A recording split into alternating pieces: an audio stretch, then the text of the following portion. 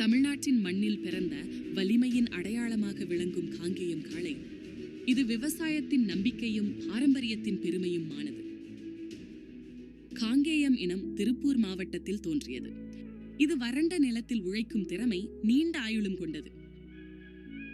காங்கேயம் இனத்துடன் ஒப்பிடப்படும் பிற மாற்று இனங்கள்: உம்பளச்சேரி இடம், நாகப்பட்டினம் தமிழ்நாடு, ஹள்ளிக்கார் கர்நாடகா, ஓங்கோல் ஆந்திர பிரதேசம், அம்ரித் மஹால் கர்நாடகா, காங்க்ரேஜ் குஜராத் மற்றும் ராஜஸ்தான்.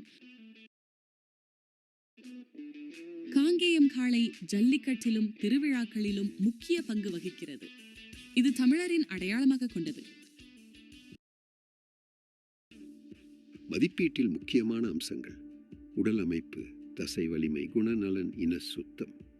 இவை அனைத்தும் ஒரு காளையின் தரத்தை நிர்ணயிக்கின்றன. இந்த பாரம்பரியத்தை பாதுகாப்பது நம் பொறுப்பு.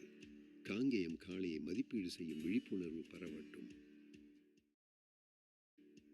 இந்த மாட்டு இனம் விருத்தி என்பது பாரம்பரியத்தை பாதுகாப்பதற்கான முயற்சி.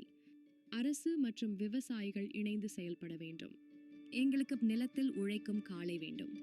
காங்கேயம் தான் எங்களுக்கு நம்பிக்கை. தமிழ்நாட்டின் வறண்ட நிலங்களில் உழைக்கும் விவசாயியின் நம்பிக்கையான துணை இது.